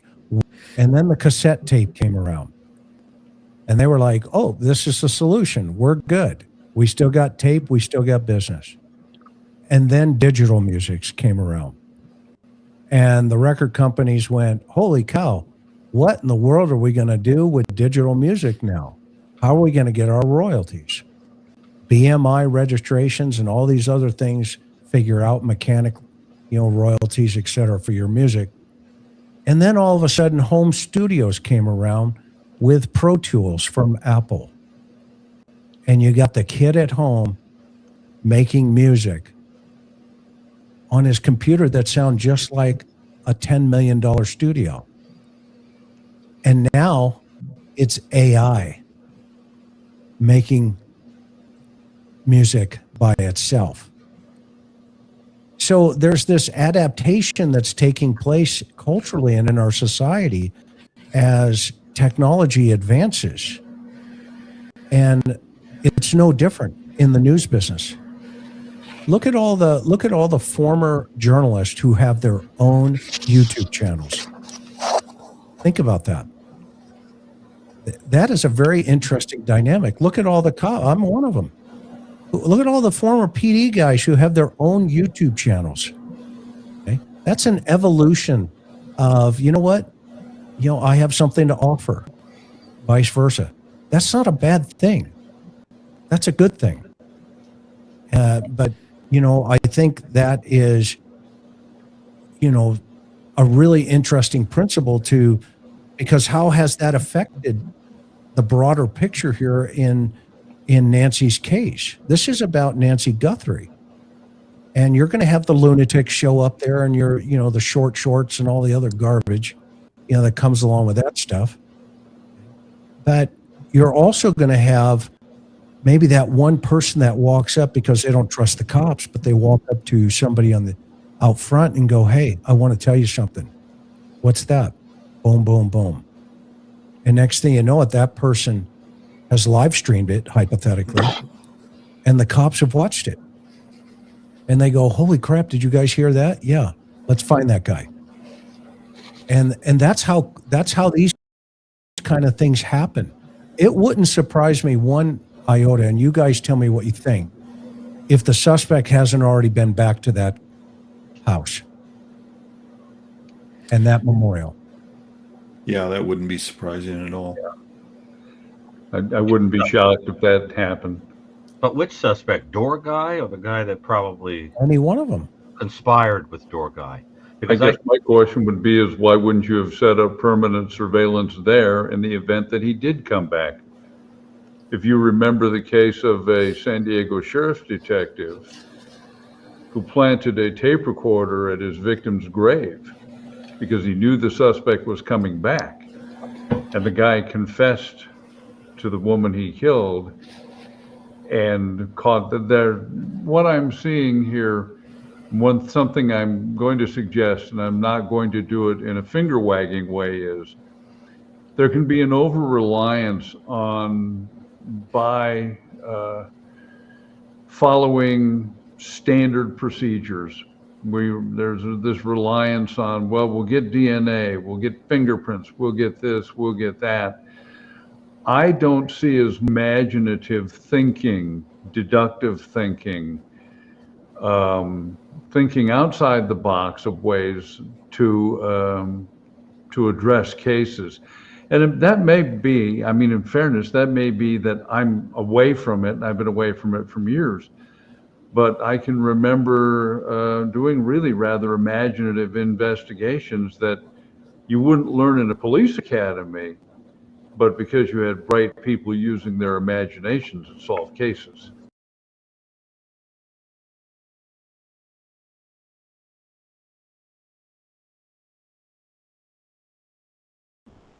Let's shift here for a second. Let's talk about the latest and greatest, i.e., Wi-Fi jammers. Okay, whether or not jammer, it's unconfirmed, other than the fact that the feds are going around asking if there was any interruption in, internet service within a couple of miles outside of the house. Okay. Chris, I think the timing of their visit to the neighbors is interesting because it was directly after some of the sleuths and YouTubers and the folks that we were just talking about have pointed that out and suggested that it was some kind of a jammer. Now, to me personally, I can't see enough of it. It appears to be an antenna. It appears as though it could be an antenna from one of these $50 pack sets that you can buy at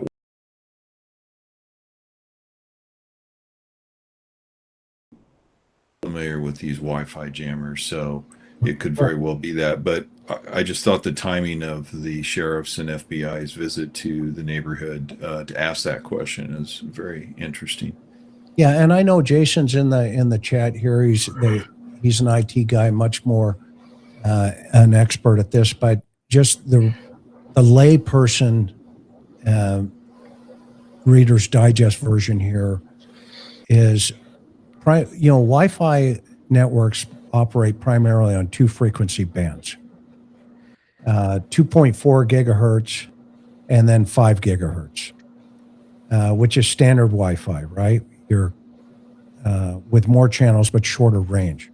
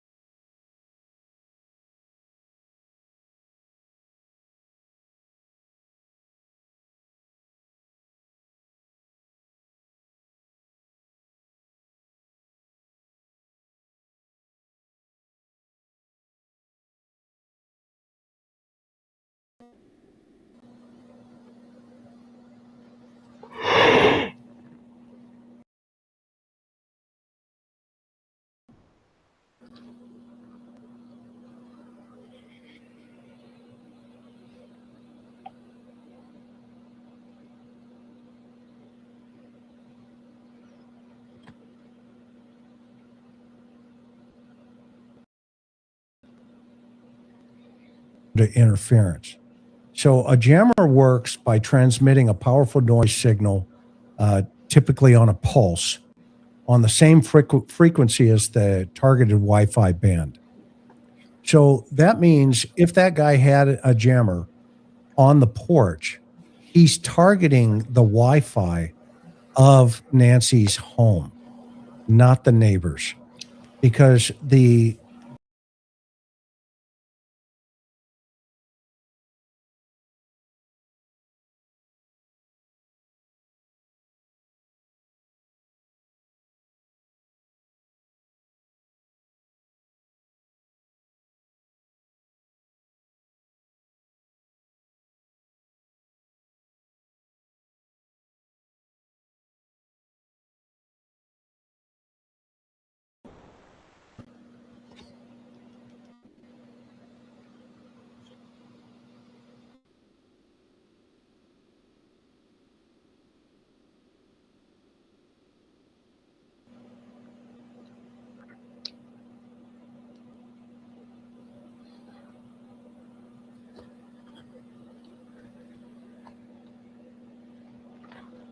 The furthest that I found was about 100 yards. And I'm not talking about military.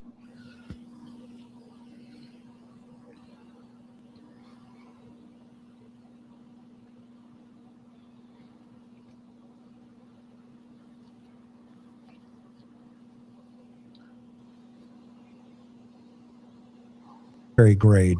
I'm just talking about commercial grade, over the counter, Amazon, Whamma Jamma. Okay, you can buy these things out there. You can watch Sean Ryan, and you can see the kid that comes up there, the expert that talks about, how to, get passwords and all this other stuff. All that stuff exists. There's no question about it. However, okay,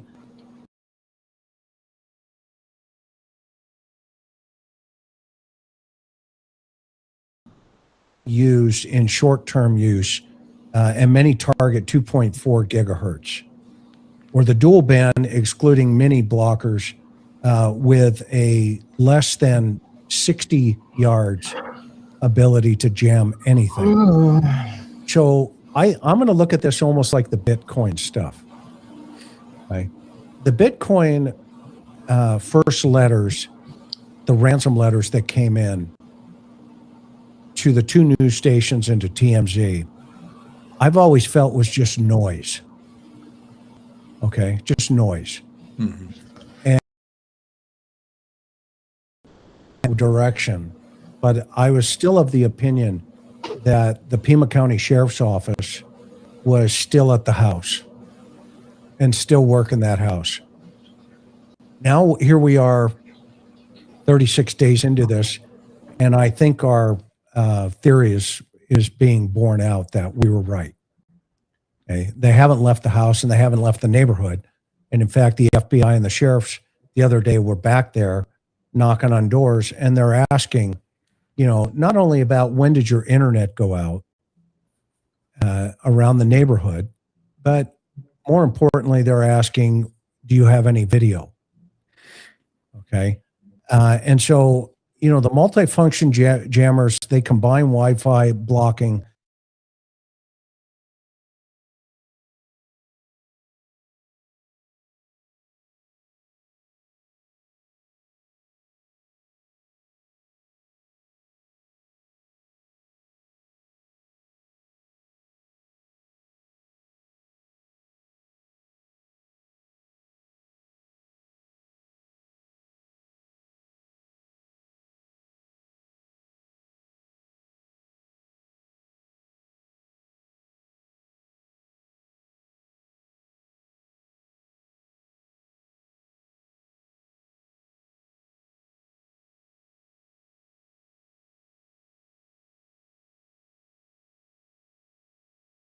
with cell phone, but you cannot block in totality a cell phone signal.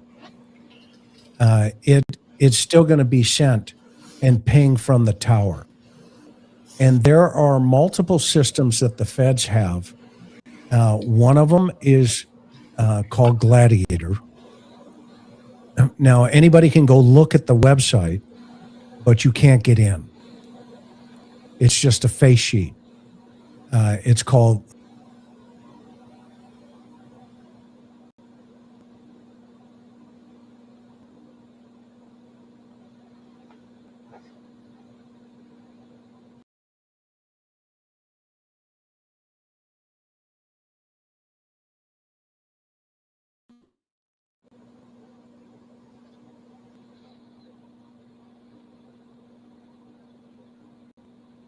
Gladiator.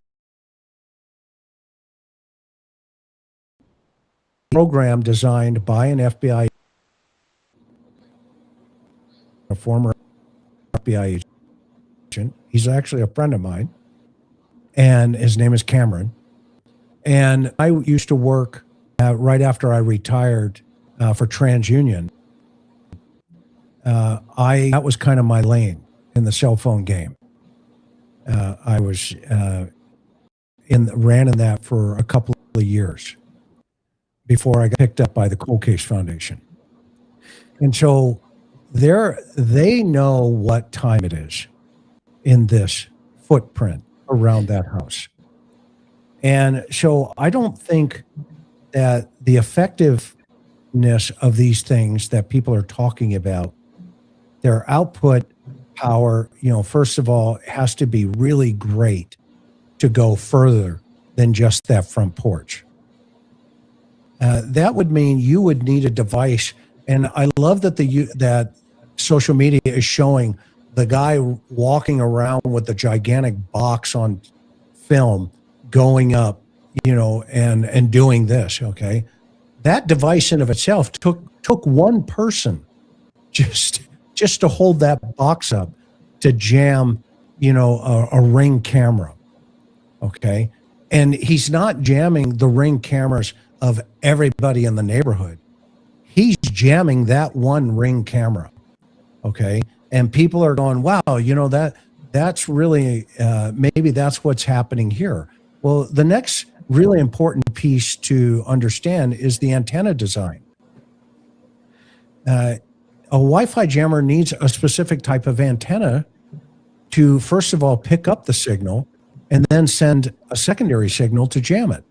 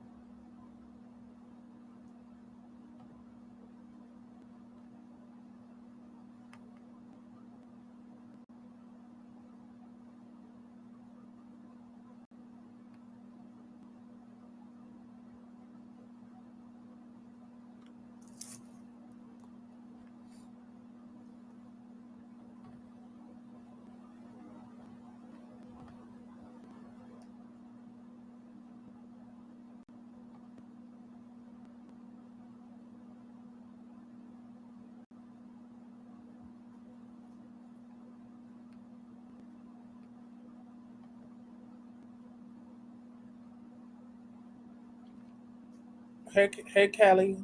Hey, Papa. How you doing?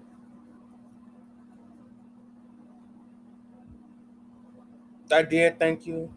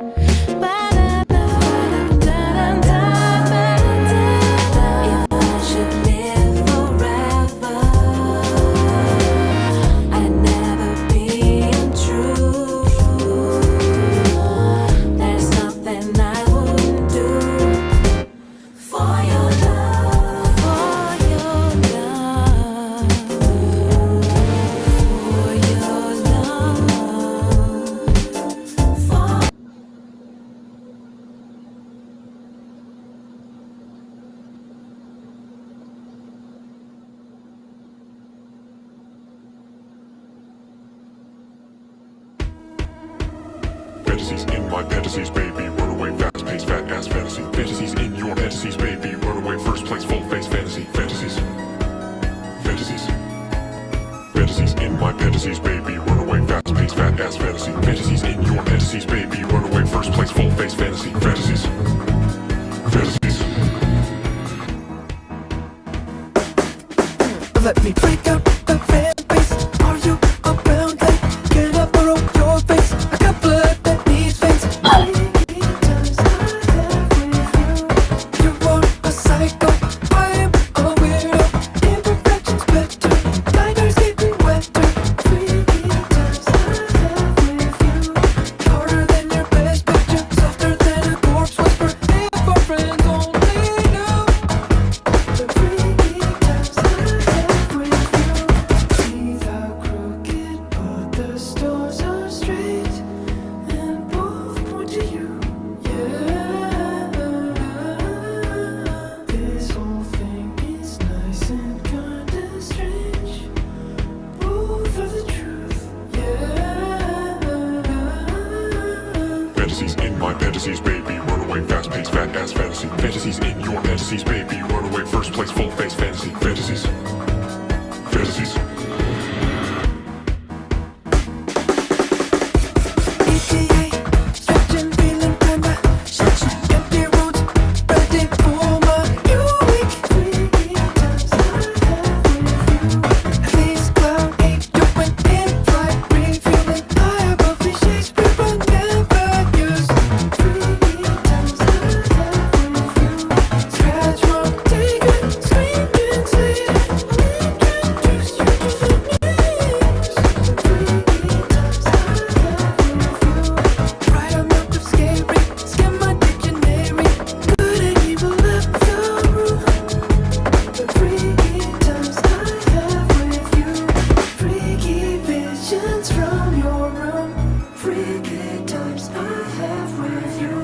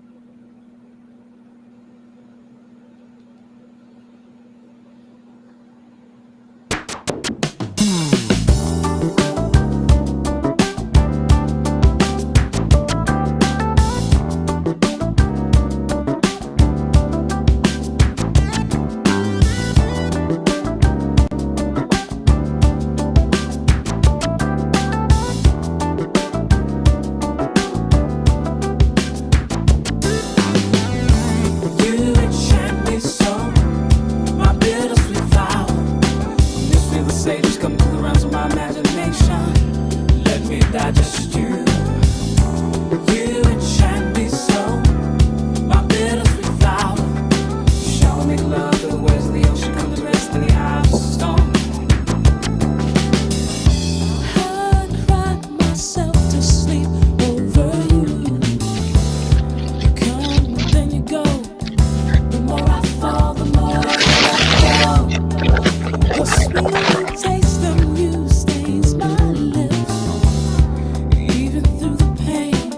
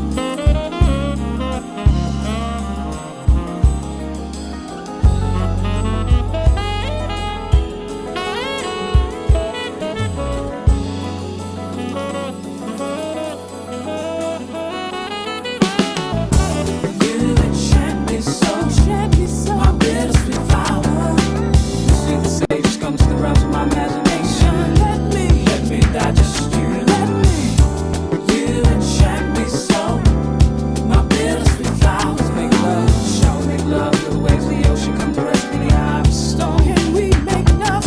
We make love. Before I fall, you let go. My bittersweet flower. Before I fall, you let go. I cry myself to sleep over you. Before I fall, you let go. Take my hand, feel myself falling deeper. Before I fall, you let go. My bittersweet flower.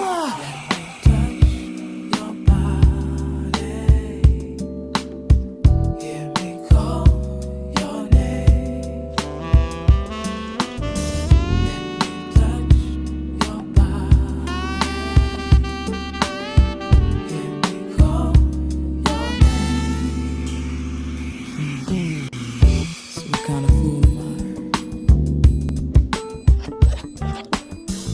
Fall so in love with someone like you. Such a bittersweet flower. My bittersweet flower.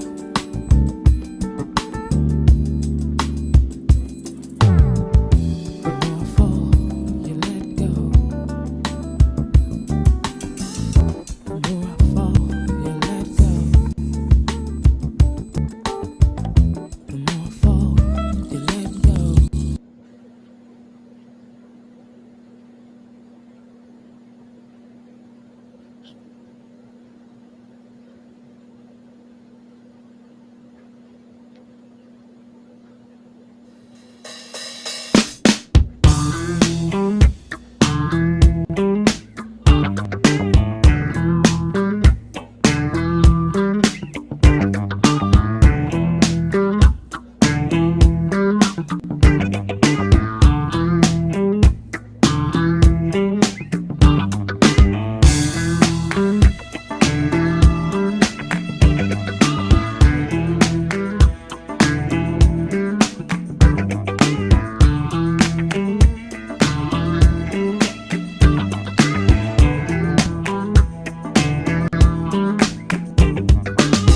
Hey, faggot, better run, 'cause daddy's home.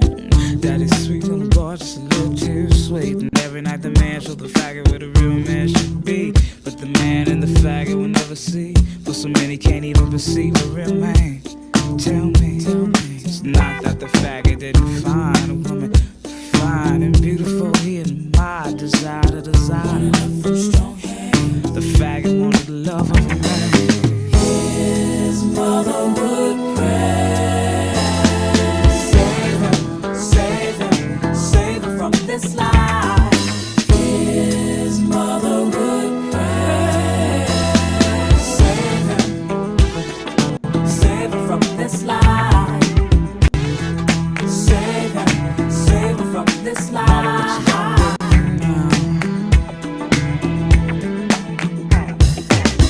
Go to church, boy. Faggot, you just a prisoner of your own perverted world. No picket fence, stop acting like a bitch. But that's all you see. No love dreams, only the favor. Sweet Michael perform for money to eat. 'Cause the man kicked the faggot out the house at 16. Before long, he was crowned queen for all the world to see. His bloody body face down. All hail the queen. The ways was a sinner, surely deaf child. Yes, that's what mama used to say. So there was no sympathy. His mother would pray. Yes, she would. Save him from this life. His mother would pray. Yes, she would. Save him from this life. Down on her knees. Save me from this life.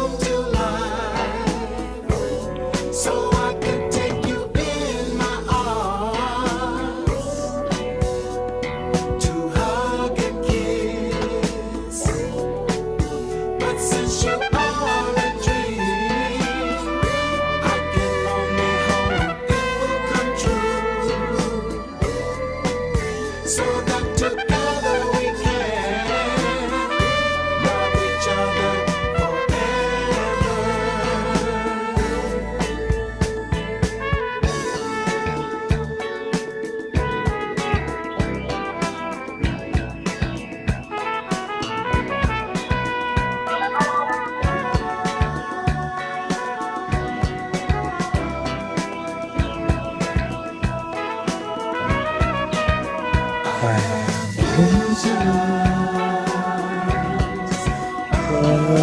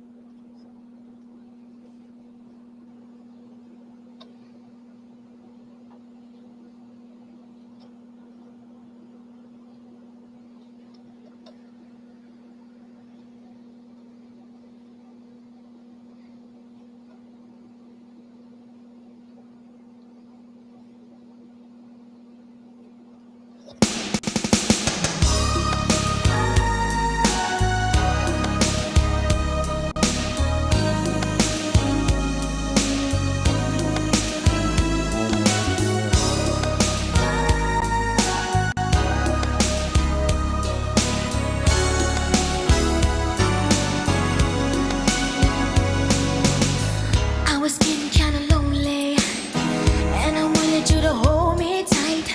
So you better come quickly. Come on over to my house tonight. I'm gonna look real sexy. Gonna be your fantasy. I'll be your lady, 'cause you're so good to me. But first, we'll let the music play. Dancing nice and slow, I'll kiss you and say how much I want you, baby. Boy, you know you're driving me crazy. I love the way you dance, baby. It's time for romance. So turn down the lights, come close to me. I'll give you all that you need. Turn down the lights, baby, and I'll be a fantasy. Ooh, I like it when you hold me. Oh, when you hold me in your arms like this, and you're rocking me gently, baby. I feel the passion burning when we kiss. You make me feel so sexy. Oh, so good inside. I'll be your lady. I'll be yours tonight. But first, we'll let the music play. Dancing nice and slow, I'll kiss you and say how much I want you, baby. Boy, you know you're driving me crazy. I love the way you dance, baby. It's time for romance, baby. Turn down the lights, come close to me. I'll give you all that you need. Turn down the lights, baby, and I'll be your fantasy. When I'm with you, I'm on top of the world. Knowing you're my man and I'm your girl. Something about the way you love me, baby, would change if I could. I got to help you right now 'cause you feel so good. Turn down the lights, come close to me. Come close. I'll give you all that you need. Down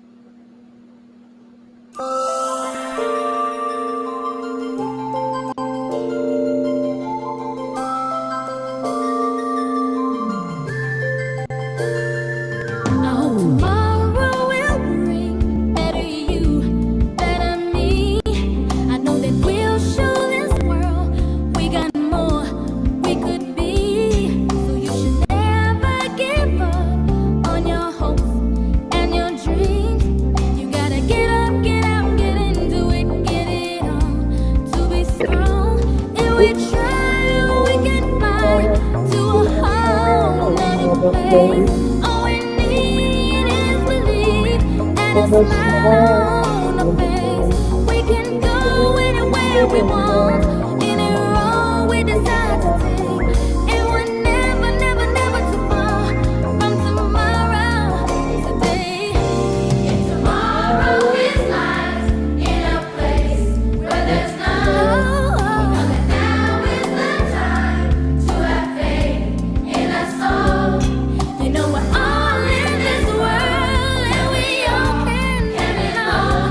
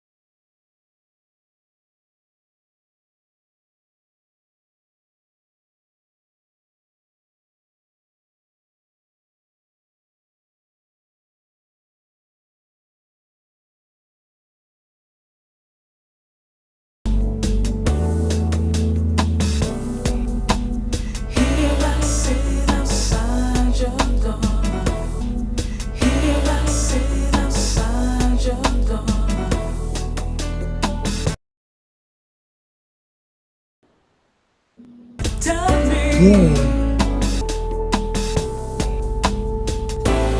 I'm waiting, just waiting, anticipating.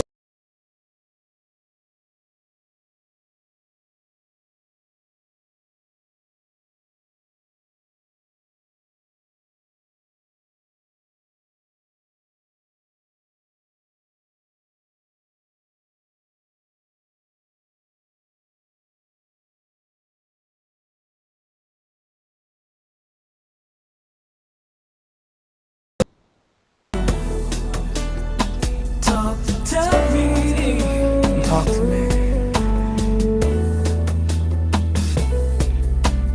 Here I sit outside your door.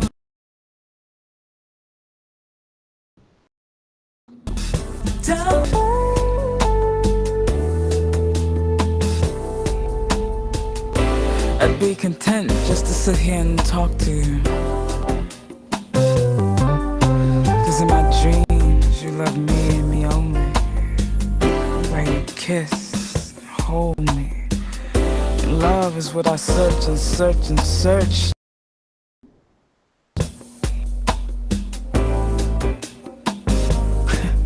But until then, I just dream for the meantime. Here I sit outside your door. Tell me, would you talk to me?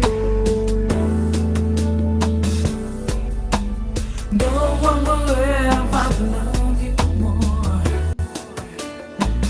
Please, tell me. Please, talk to me.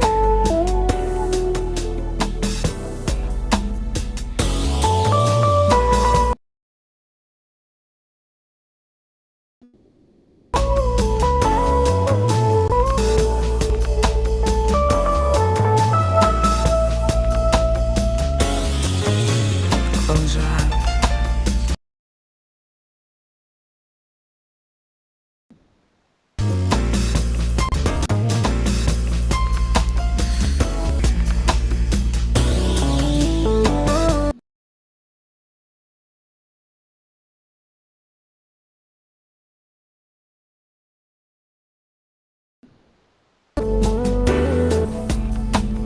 Here I sit outside your door. Tell me, I'd be good to you. I'd be so good to you. You just stay and we can some Billie Holiday records.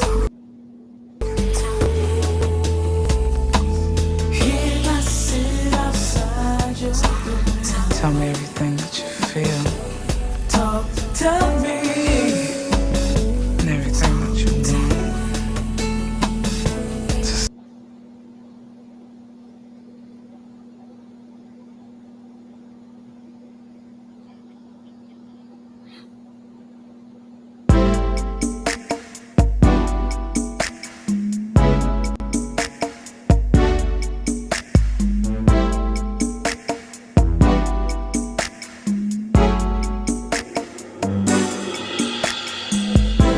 got me thinking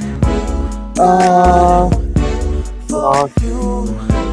Got me. It's my friend. And my mama,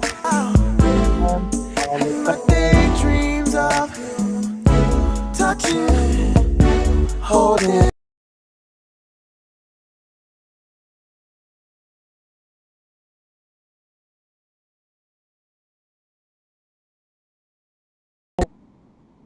Everywhere this song's gonna be about you.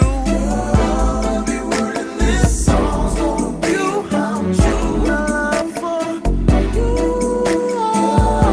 Every word in this song's gonna be about you. Every word is gonna be in this.